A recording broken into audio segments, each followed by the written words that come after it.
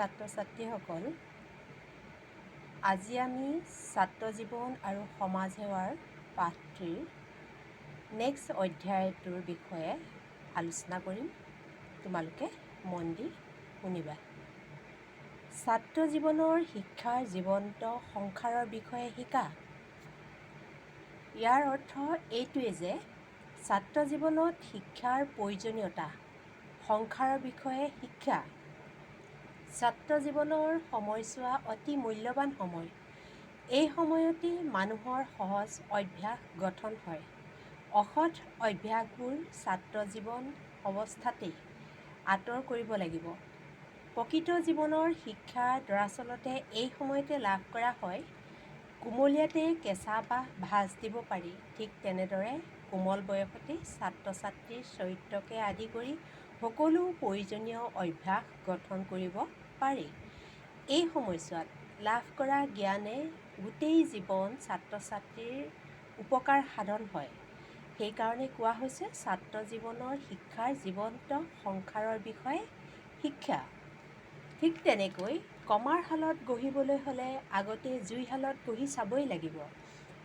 এই নীতিবচন ফাঁকিয়ে ইয়াকেই বুজাইছে যে লোহাৰ বস্তু গঢ়িবলৈ কমাৰ শাল প্ৰয়োগ কৰা হয়, কিন্তু বস্তু এটা কমাৰ শালত গঢ়াৰ আগতে জুই শালত গঢ়ি ল'ব লাগিব।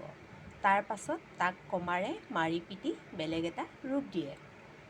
গতিকে বস্তু এটাৰ ৰূপ বিচৰা ধৰণে হয় নে নহয় সেয়া বহুখিনি নিৰ্ভৰ কৰে জুইশালৰ ওপৰত।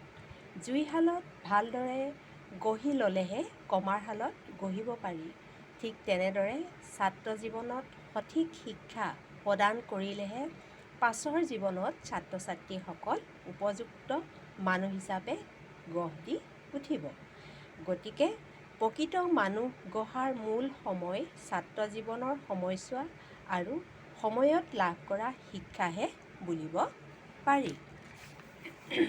সাঁতুৰিবলৈ শিকিবলৈ হ'লে পানীত ননমাকৈ কেতিয়াও নহয়। সাঁতোৰ শিকাৰ ক্ষেত্ৰত একেখিনি কথাই প্ৰযোজ্য। সাঁতুৰিবলৈ শিকিবলৈ হ'লে পানীত নামিবই লাগিব। পানীত ননমাকৈ এই বিদ্যা আয়ত্ত কৰিব নোৱাৰি। শিকাৰ আগ্ৰহ থাকিলেহে ছাত্ৰ জীৱনত প্ৰয়োজনীয় শিক্ষা গ্ৰহণ কৰিব পাৰিব। সেই শিক্ষাই ছাত্ৰসকলক পিছৰ জীৱনত মানুহ হিচাপে গঢ়ি তুলিব। ছাত্ৰসকলে শালি ধানৰ বোকা মাটিত নেনামিব পাৰে, কিন্তু কঠীয়াতলিত হাল জুৰি চাবই লাগিব। নহ'লে তেওঁলোকৰ কোনো শিক্ষাই সম্পূৰ্ণ নহ'ব। অবনুৱাক বনুৱা কৰাটো এই শিক্ষাৰ উদ্দেশ্য।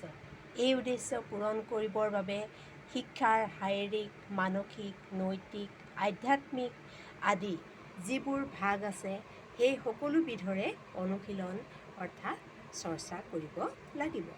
এইবিলাকৰ চৰ্চাৰ অবিহনে কোনো শিক্ষাই উপযোগী হৈ নুঠিব।